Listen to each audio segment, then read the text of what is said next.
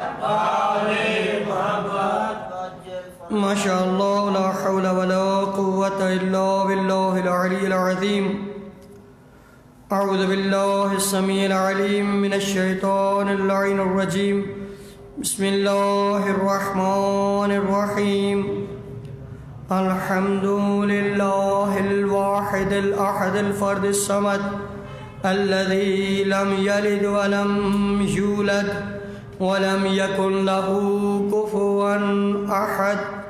الصلاة والسلام على النبي المؤيد الرسول المسدد السبط المنتجب المحمود الأحمد عني أبا القاسم محمد.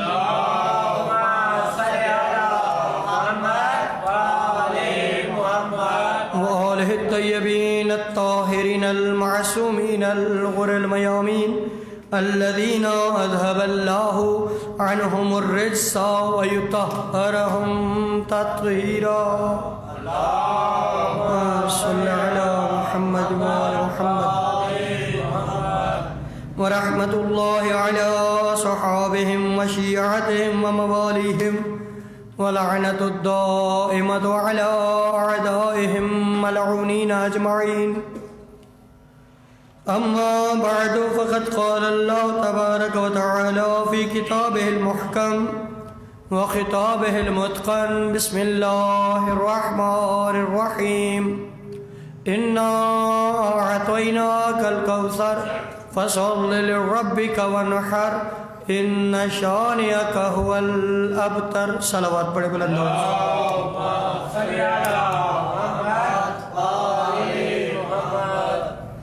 محترم و مکرم سامعین، قابل صد احترام بزرگ و دوستو عزیزو، شب شہادت سیدہ کونین، چونکہ بی بی کی شہادت کے بارے میں دو روایات ملتی ہیں. بی بی پیغمبر کی وفات کے بعد 75 دن زندہ رہیں یا 95 دن زندہ رہیں. اگر 75 دن کی روایت مانی جائے تو بی بی کی شہادت 13 جمادی الاول. اگر 95 دن کے بعد شہادت منائی جائے تو 3 شعبان اور 3 جمادی ثانی. آج 3 جمادی ثانی کی رات 2 کا دن آپ گزار چکے. خداوند عالم بانیان کی یہ صف اعضاء اپنی بارگاہ میں قبول فرمائے. خالق کائنات جو مومن جس انداز سے مومنین نے اس عزا خانہ میں جس انداز سے بھی تعاون فرمایا، خالق کائنات سب کی اس خدمت کو اپنی بارگاہ میں قبول فرمائے. اس بی بی کے شہادت کے ایام کل عرض کیا تھا کہ میری خواہش تھی کہ میں ان ایام میں سیدہ کونین کا وہ عالی شان خطبہ جسے خطبہ فدق کہا جاتا ہے، اس کے بارے میں کچھ مطالب عرض کرتا. وقت کے دامن میں گنجائش نہیں ہے، اس لیے کوشش کروں گا خلاصہ کیے. اگر توجہ ہے تو ایک مل کر بلند آواز سے صلوات پڑھ دیجیے.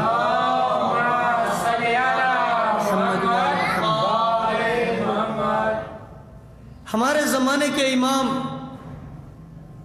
حضرت مہدی دوران عجل اللہ تعالی فرجہ الشریف صلی اللہ علیہ محمد کا ایک ارشاد گرامی بحار الانوار میں علامہ مجلسی نے اس کو نقل کیا. مولا فرماتے ہیں فی ابنت رسول اللہ لی اسوۃ حسنہ. اللہ کی رسول کی اس بیٹی کی زندگی میرے لیے ایک نمونہ ہے. ہمارے لیے نہیں کہا، مولا نے فرمایا لی، میرے لیے ایک نمونہ ہے کہ اگر مولا فرما رہے ہیں. پھر مولا نے ایک اور جملہ بھی ارشاد فرمایا، آپ نے علماء سے سنا ہوگا. مولا فرماتے ہیں نحن حجت علینا، ہم تمہارے اوپر حجت ہیں، اور حضرت زہرا ہم اماموں پر حجت ہیں. یہ وہ بی بی ہے جس کو امام زمان کہہ رہے ہیں کہ ہم اماموں پر حجت خدا ہے. ہمارے اوپر حجت ہے. اس باعظمت بی بی مولا فرماتے ہیں اس کی زندگی ہمارے لیے اسوہ ہے، نمونہ ہے، میرے لیے نمونہ ہے، امام زمان علیہ السلام کے لیے۔ تو جو امام کے لیے نمونہ ہمارے لیے نمونہ نہیں ہوگی۔ تو ان ایام میں ہم سیدہ کونین کی زندگی کا تھوڑا سا احاطہ کریں۔ میں نے کل کے مجلس میں عرض کیا تھا، کوشش کریں ان ایام میں سیدہ کی معرفت حاصل کریں، حضرت زہرا کے فضائل سنیں، مصائب بھی سنیں، یقیناً اس پر گریہ بہت زیادہ ثواب رکھتا ہے، لیکن حضرت زہرا کی سیرت کو پڑھیں کہ بی بی نے کس انداز سے اپنے بابا کے دین کو اپنے عمل سے بتایا۔ کیوں؟ اسوہ حسنہ تھی نا، ابھی میں نے پیش کیا، امام زمان علیہ السلام فرماتے ہیں میرے لیے اسوہ حسنہ ہے۔ اگر قرآن مجید میں حکم آتا ہے والدین کے ساتھ احسان کرو، تو سیدہ کونین اپنے بابا کے ساتھ ایسے احسان کرتی ہوئی نظر آتی ہیں کہ بابا کہتے ہیں ہاں فاطمہ تو ام ابی ہا، اس انداز سے۔ اگر قرآن میں حکم ملتا ہے بچوں کی تربیت اچھی کرو، تو ایسی تربیت کی کہ سیدہ شباب اہل الجنہ بن گئے۔ اگر بھی قرآن مجید حکم دیتا ہے کہ انفاق کرو، رائے خدا میں خرچ کرو، صلوات پڑھتے بلند آواز سے،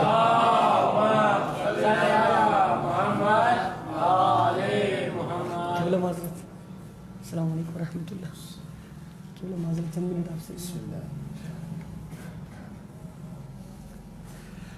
اگر قرآن مجید حکم دیتا ہے انفاق کرنے کا، تو سیدہ عالم اس طرح سے انفاق کرتی ہوئی نظر آتی ہیں کہ سورہ دہر کی آیات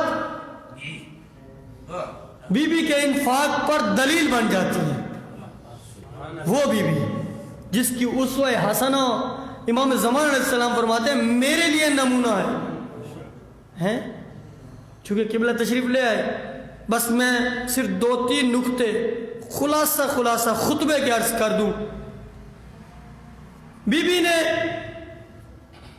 جب بی بی کا حق غصب ہو گیا، ظلم ہو گیا، بی بی نے کیا کہا؟ میں اپنے گھر سے نکلوں گی امامت کے دفاع کے لیے۔ امامت کے دفاع کے لیے اگر گھر سے نکلنا پڑے تو وہ بی بی جو اپنے بابا کو یہ کہتی ہوئی نظر آتی ہیں کہ بابا ٹھیک ہے اس کی آنکھیں نہیں ہیں، میری تو آنکھیں ہیں، وہ اس قدر پردہ دار بی بی، لیکن اگر امامت کا دفاع نظر آئے تو چادر پہن کر میں نکلوں گی امامت کے دفاع کے لیے۔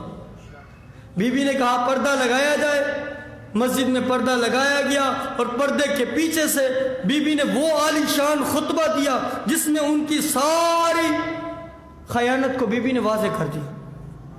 سٹارٹ کیا بی بی نے حمد خدا سے، اللہ کی حمد سے، خدا کا شکر ہے کہ جس نے یہ نعمتیں دی۔ پھر ساتھ بی بی نے اپنا عقیدہ بیان کیا، کہیں پریشان نہ ہونا، مجھے کوئی غیر مسلم نہ سمجھ لے۔ بی بی نے پہلے توحید کی گواہی دی، پھر اپنے بابا کی رسالت کی گواہی دی، پھر لوگوں کو اپنا بتایا کہ میں کون ہوں، مجھے پہچانو میں کون ہوں، میں اسی رسول کی بیٹی ہوں جس کا تم کلمہ پڑھتے ہو۔ پھر بی بی نے کہا کیا تم نے قرآن نہیں پڑھا؟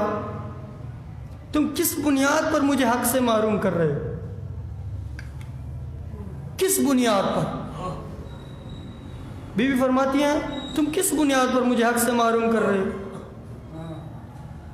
قرآن مجید نہیں کہتا کہ اولاد وارث ہوتی ہے، کہ قرآن مجید نہیں کہہ رہا کہ داؤد کے وارث بنے ہیں سلیمان، کیا قرآن مجید یہ نہیں کہہ رہا؟ بی بی نے آیات پڑھ کر بتایا۔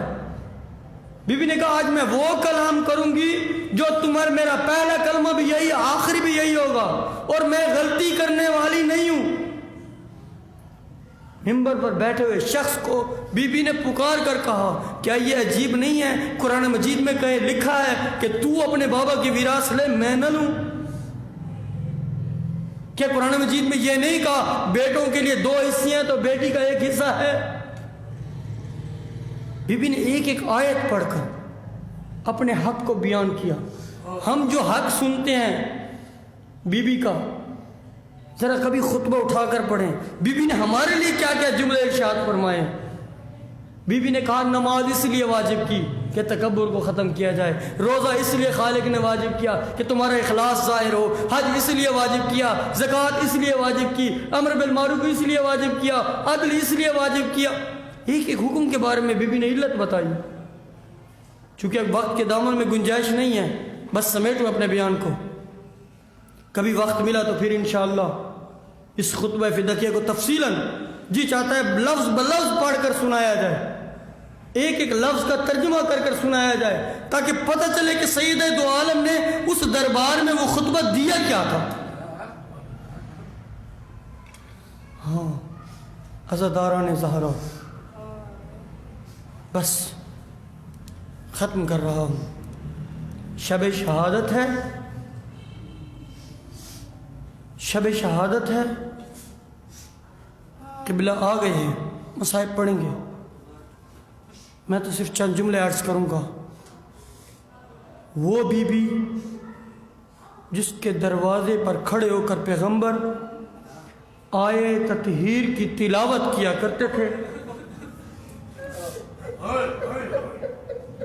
بی بی کے دروازے پر آپ نے سنا نہیں علماء سے کہ پیغمبر کا وقت آخر تھا، گود میں سر تھا، دروازے پر دق الباب ہوتا ہے، بی بی فرماتی ہیں جاؤ ابھی میرے بابا آرام کر رہے ہیں۔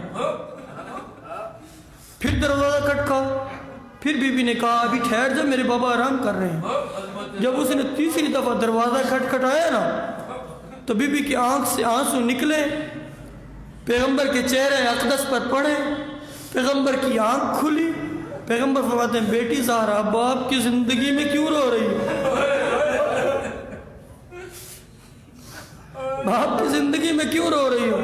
تو بی بی نے کہا بابا کوئی دروازے پر ہے، میں اسے کہہ رہی میرے بابا آرام کر رہے ہیں، تھوڑی دیر ٹھہر کر آ جانا، لیکن وہ اصرار کر رہا ہے مجھے اندر آنا ہے۔ مولا فرماتے ہیں زہرا یہ تیرے دروازے کی عظمت ہے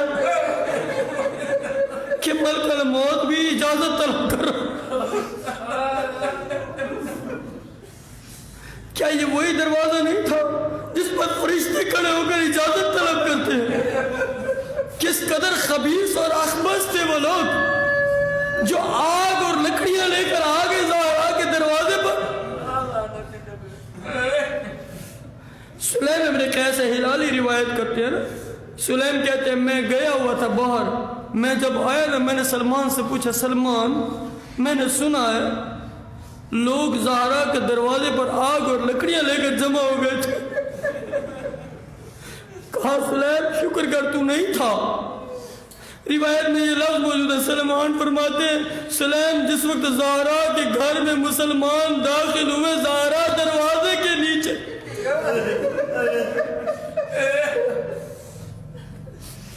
عزاداروں نے مظلوم کر زہرا دروازے کے نیچے۔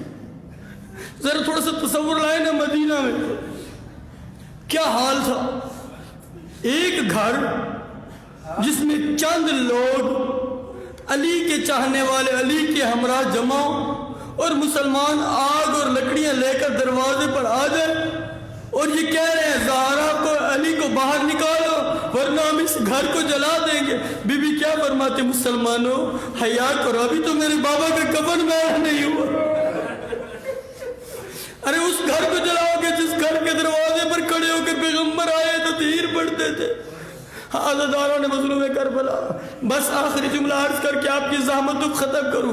دیکھا زہرا نے، میں یہ کہا کرتا ہوں عموماً بیٹیوں پر کوئی مشکل آ جائے نا تو اپنی ماں کو پکارتے ہیں۔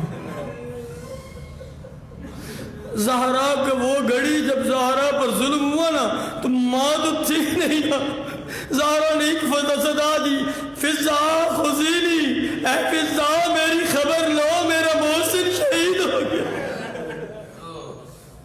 لا لعنت اللہ علی القوم الظالمین، سیعلم الذین ای منقلب ینقلبون، وآخر دعوانا الحمدللہ رب العالمین۔